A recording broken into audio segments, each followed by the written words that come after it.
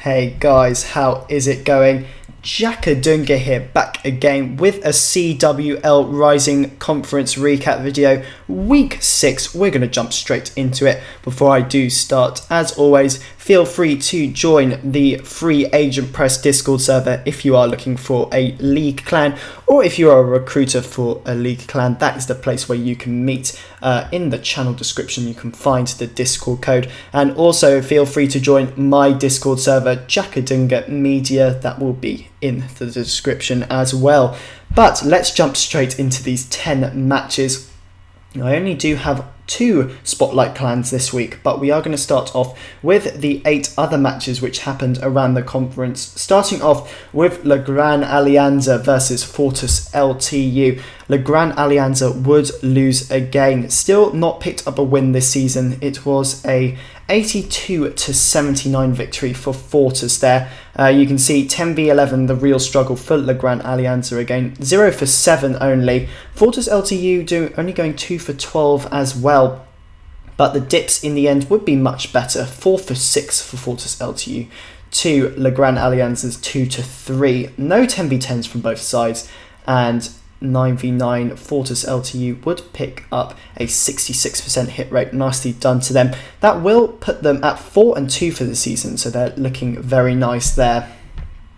Going on, we do have Black Apple, who do bounce back this week after their loss against Crunch Time, against Chaos a very good Chaos Hammer side, who are also doing very well this season, but Black Apple would win 84-82. Yet again, Black Apple dipping perfectly. It's always about their dips. They do so well.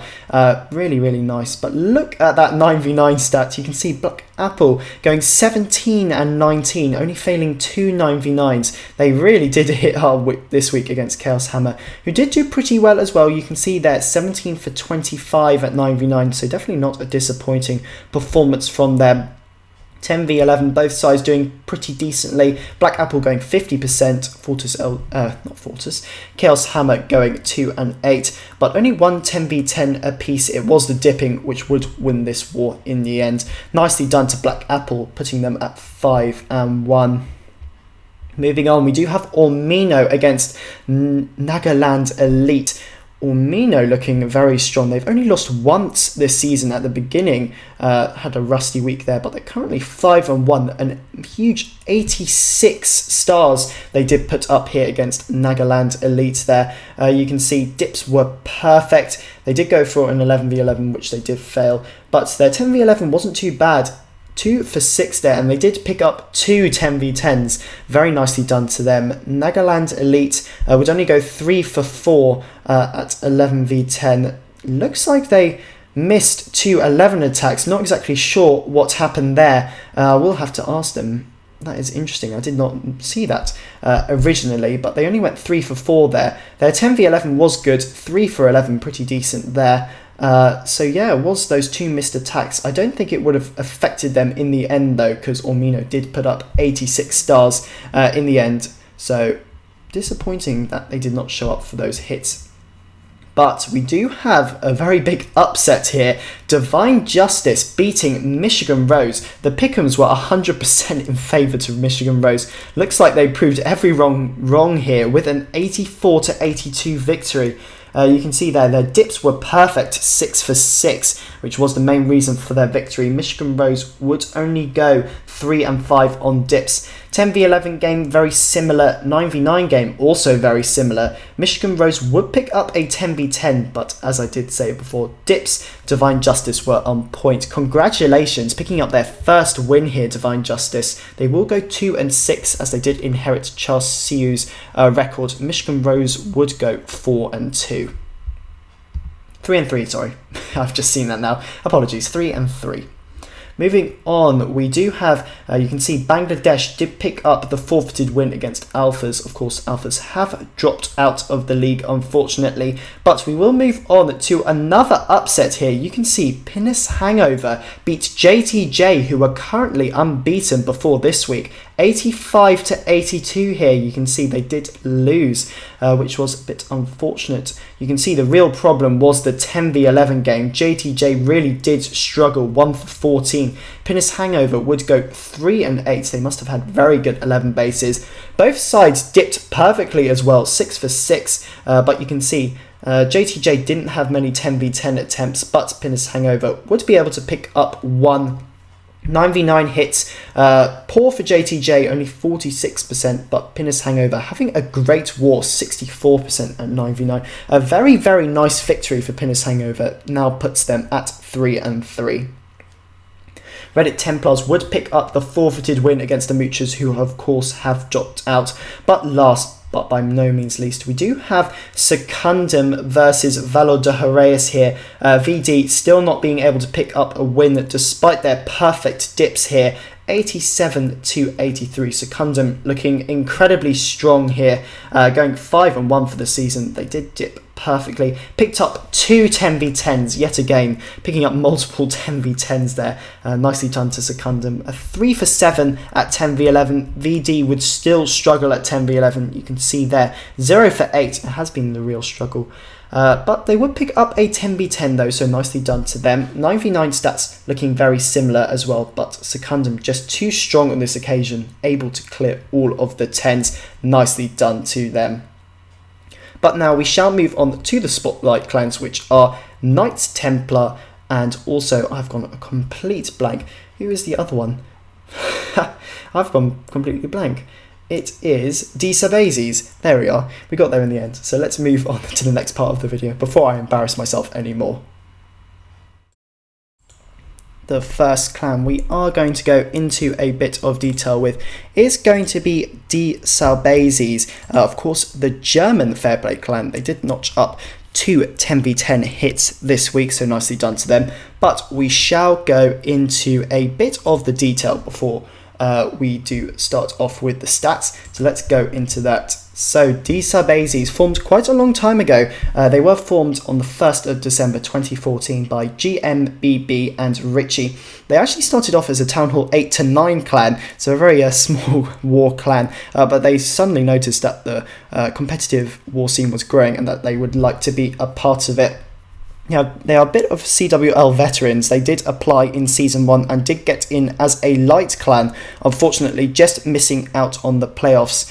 Season 2, they also were a light clan, but just missed the playoffs there as well, with their former sister clan, actually. But now they are attempting to go a bit better here and make the playoffs in the Rising. DsubAzis, apparently, in German means bad boys. Just, they wanted to add that there, so that is their nickname.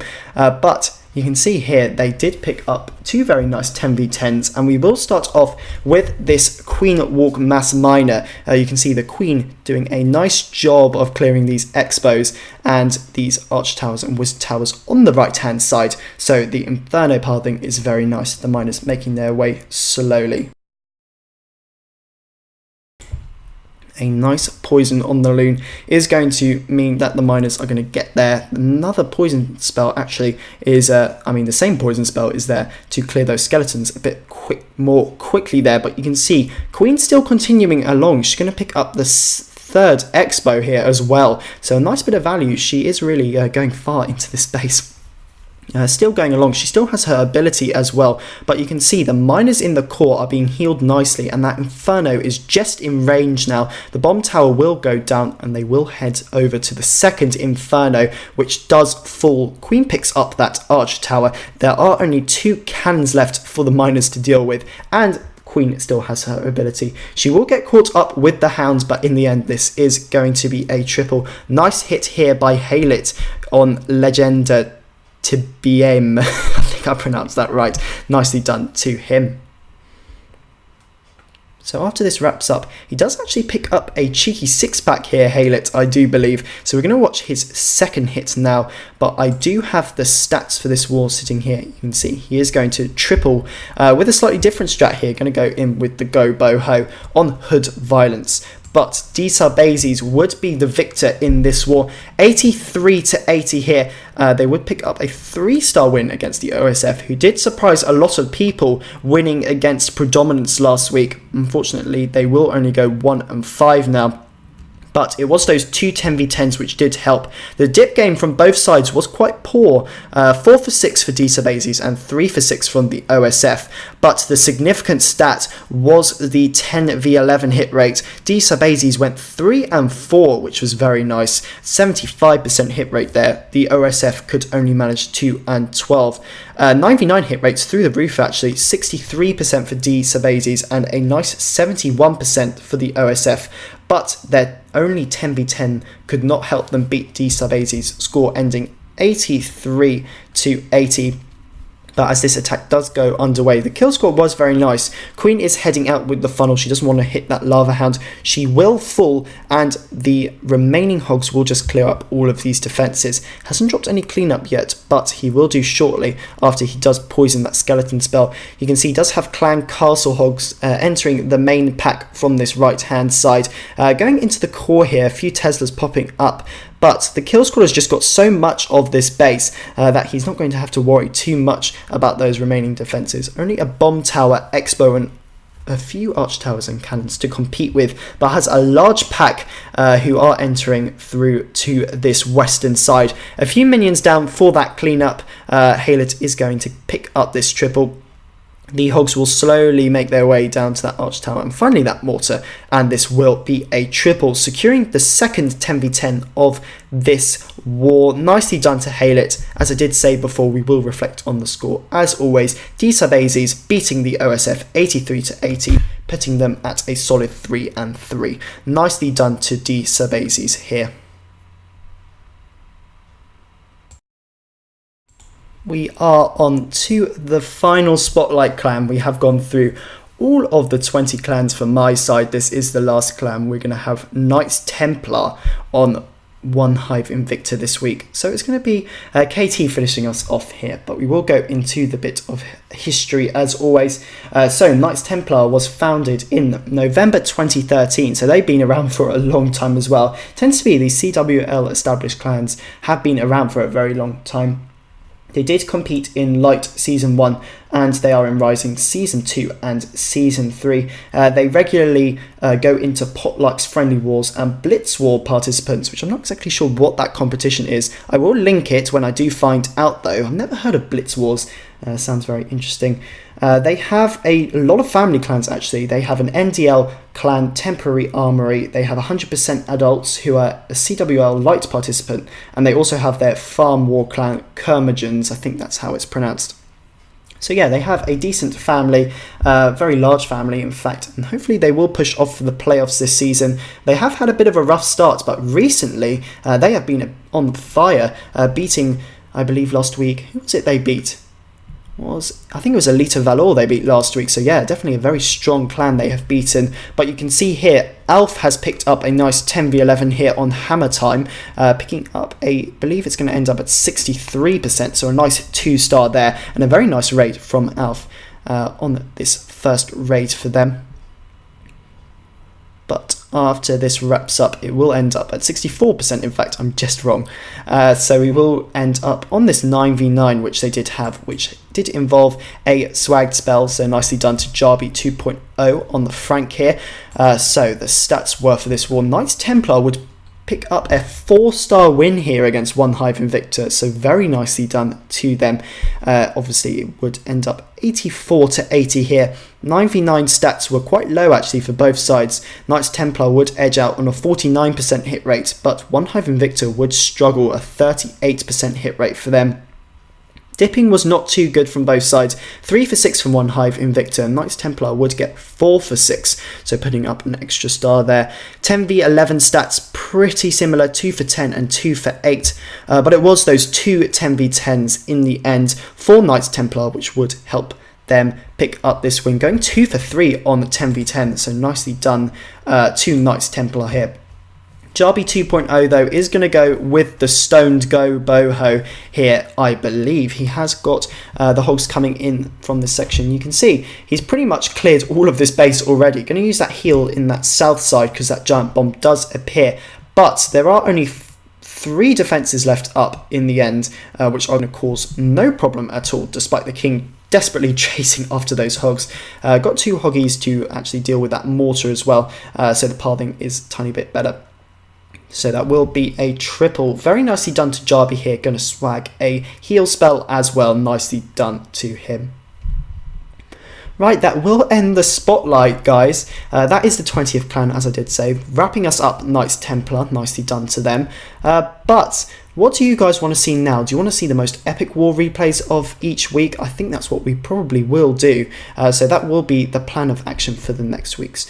But I hope you did enjoy this conference recap. If you did, of course, please feel free to leave a like. Subscribe to the channel for more similar content from Buy Forever and the UKWA. And I do hope to see you in the next recap. Thanks for watching, guys.